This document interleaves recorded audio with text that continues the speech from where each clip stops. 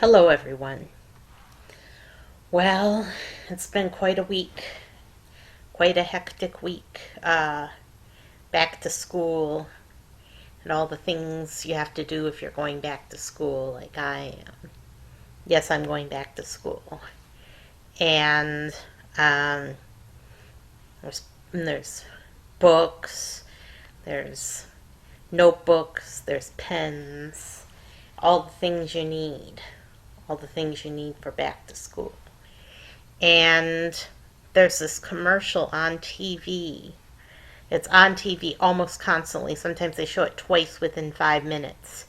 And it's Angie Craig putting a diaper in a diaper pail. Well, I was curious, so I looked up Angie Craig and I found out Angie Craig is a lesbian. Don't be shocked. Yes, it's true. Angie Craig is a lesbian. And lesbians they've never been nice to me. They've never, my whole life, lesbians have never been nice to me, and not even once. Well, maybe once. Maybe once they were nice to me, but not very often.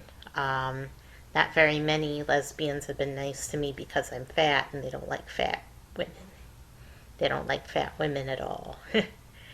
They don't like it. They hate it. So, despite that, the fact that Angie Craig is a lesbian tells me that I need to be nice to her.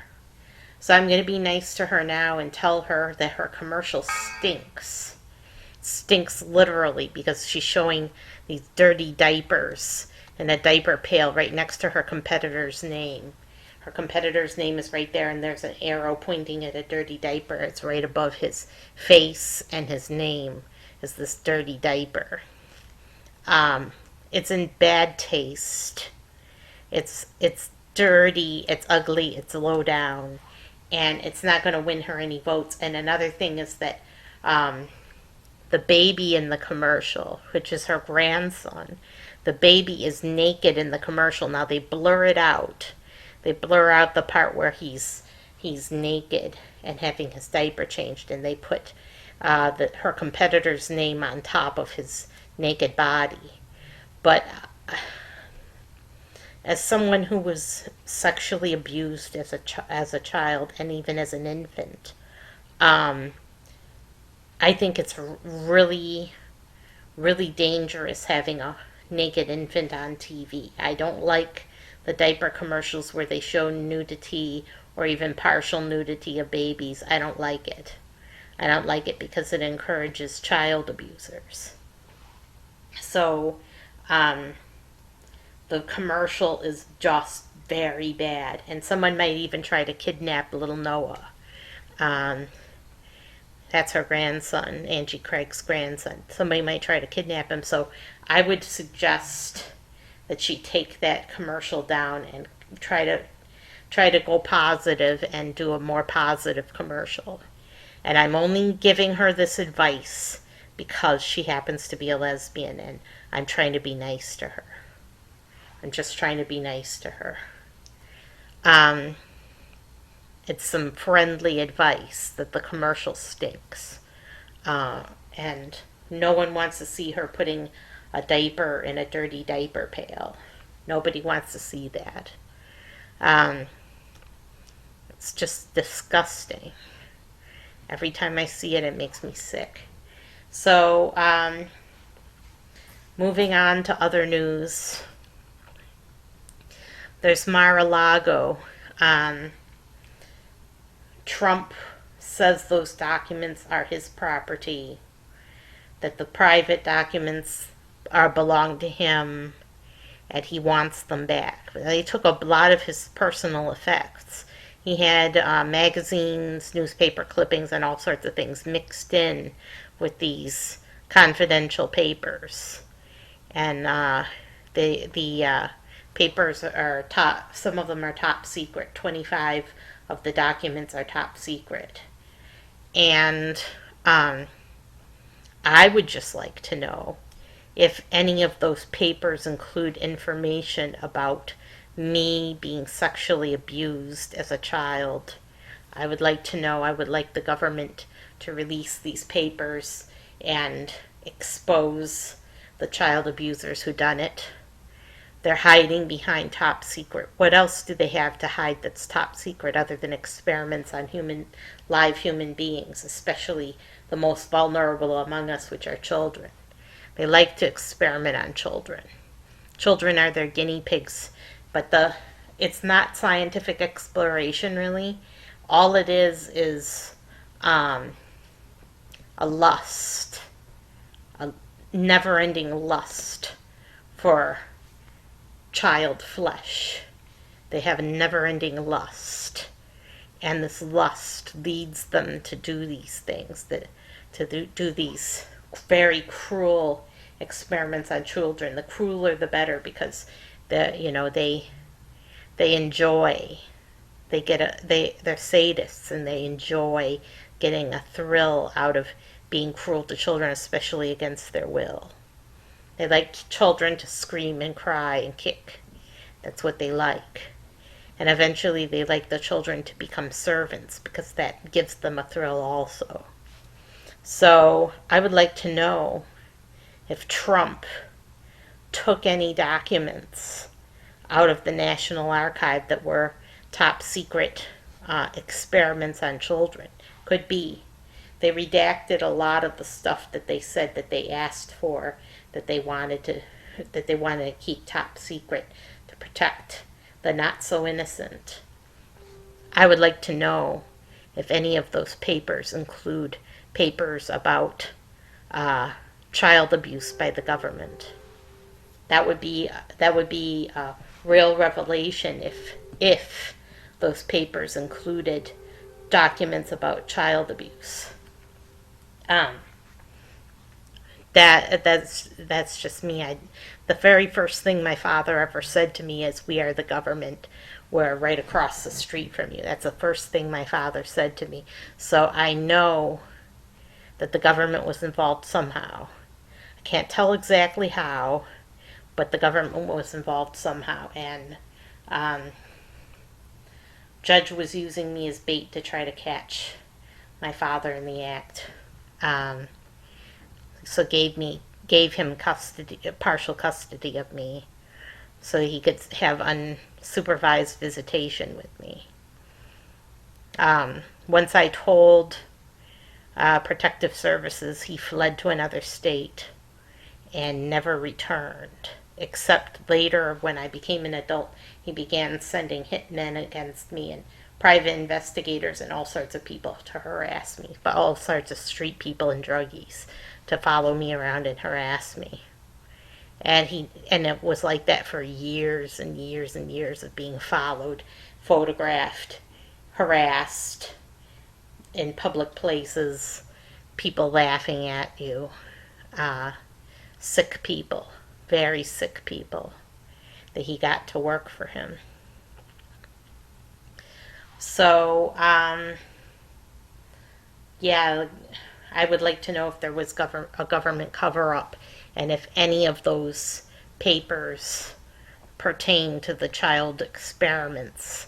I would like to know if those papers were among the documents seized at Mar-a-Lago, because they're so desperate to cover up the fact that the U.S. government was involved in child abuse.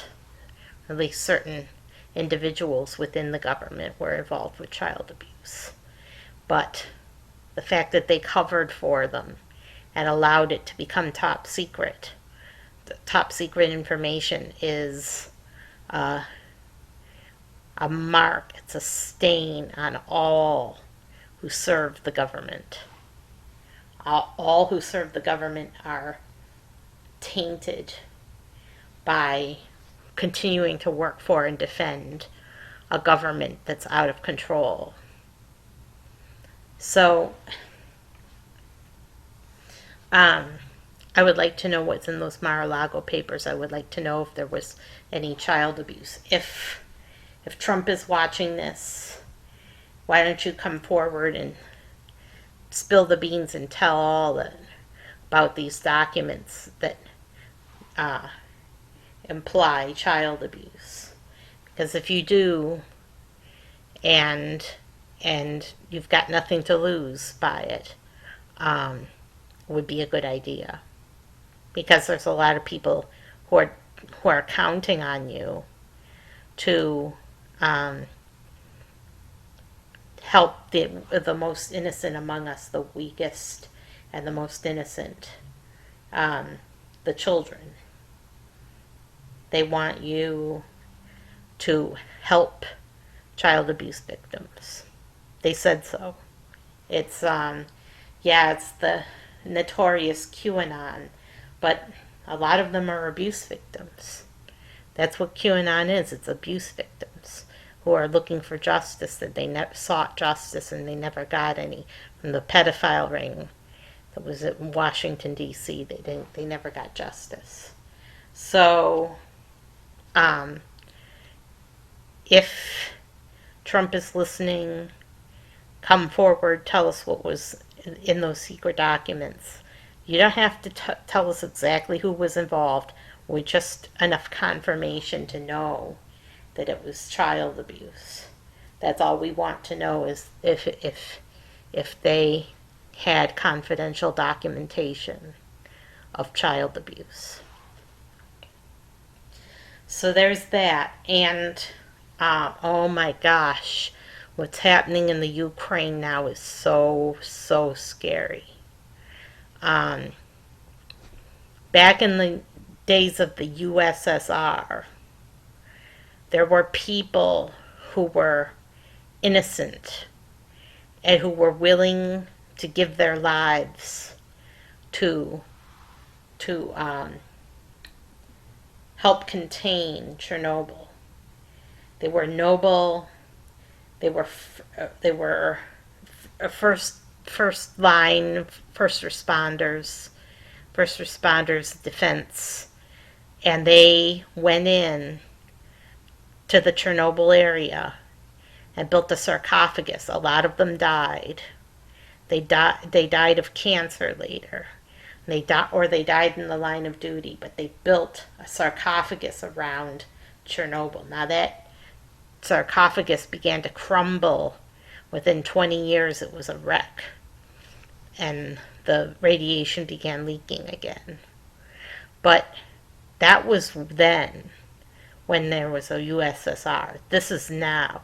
Now, Russians have nothing to lose by there being a nuclear disaster. In fact, they would want a nuclear disaster because it would contaminate all of Ukraine. If that's what they want to contaminate Ukraine because they're the enemy. They see Ukrainians as the enemy. And now they can't have Ukraine, so they just want to destroy it. So they could be plotting. And they know that the prevailing winds come out of the steppes of Eurasia and blow across Europe. From the steppes of Eurasia, they blow across Europe. So they're upwind. The Russians are upwind from the Ukraine. And the rest of Europe, their enemies, are downwind from Ukraine. And the winds meet and collide in the middle of Europe. Well, all of the middle countries of Europe, Germany, Poland, Czechoslovakia, former Yugoslavia, all of those countries, Hungary, they would all become contaminated by a disaster at Ukraine. Now, it's the Zaporizhzhia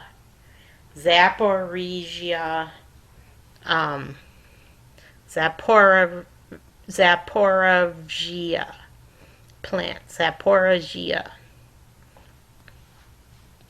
And the Zaporizhzhia plant has been shut down. They have shut down the reactors. And this is Russia's doing. They have shut down the reactors to see if they can rechannel that energy toward Russia or toward Russian-held Russian-held lands in the Ukraine. They want to divert the power, but they have shut down the reactors. Won't be much longer before the water boils off and there's a meltdown. It won't take long. Maybe we have 48 hours or so. I don't know. I don't know how long it's going to take for there to be a meltdown, but they're saying that there may be a meltdown. That there's not enough water to handle a reactor that's been shut down, and then it's going to boil off, and then there's going to be a meltdown. And it's going to release radiation far and wide. Who wants to die? Who wants to volunteer? Who wants to be the first to die to put a sarcophagus around Zaporizhzhia that Russia so carelessly and thoughtlessly and cruelly, actually intentionally caused a nuclear disaster where there was none. It wasn't a malfunction. It wasn't an accidental shutdown. This time it's not an accident. This time it's deliberate. Deliberate. Deliberate. It's a deliberate meltdown. And this time they're not going to have anyone volunteer, that they're just going to flee the area. No one's going to volunteer to put a sarcophagus on that. The world will be polluted by Zaporizhzhia for many centuries to come. They're not going to sacrifice their lives to contain it this time. And that's all Putin's doing. Sorry about that, Biden. That's Putin's doing. Putin has cried wolf one too many times. This is why we don't believe him when he says that the shelling is by the Ukraine, trying to reclaim Zaporizhzhia power plant. They claim that the shelling is by Ukraine, but they've blamed Ukraine for the shelling all throughout the war and claimed that all across the Ukraine, that the government of Ukraine has been shelling its own people to put up the illusion that there's a conflict, even though there's Russian military tanks strewn all through Kiev. They still want you to believe that this military action of theirs, which is really a war, but this military action of theirs is somehow justified, and that those Ukrainians are shelling themselves, and they're shelling themselves all over the whole Ukraine to try to smear Russia and make them look bad, and the heroes are the guys that were in the tanks. The heroes were the guys in the tanks, and Ukrainian government is out of control, trying to shell the whole country to within a thread of their lives, to shell the whole country to make it look like Russia's shelling. Well, they cried wolf one too many times, and now if Ukraine is shelling near that power plant, we're not going to believe them. We're not going to believe Russia when they say it's Ukraine that's doing the shelling. We're not going to believe them because they cried wolf one too many times. The little boy who cried wolf.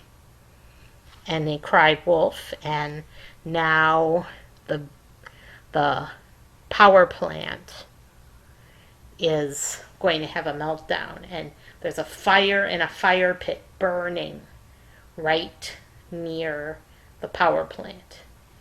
The smoke is billowing, and the fire is burning in an ash pit that's just right near the power plant. That's releasing contamination. But what if the fire spreads to the plant? And here's another thing. The reactors that have been shut down, when are they going to get back online again, if ever? Are they just waiting for a meltdown? Are they expectantly drooling, salivating as Putin's salivating, waiting for that meltdown to happen and for the whole world to be polluted. And it could get worse. It could spill into a world war.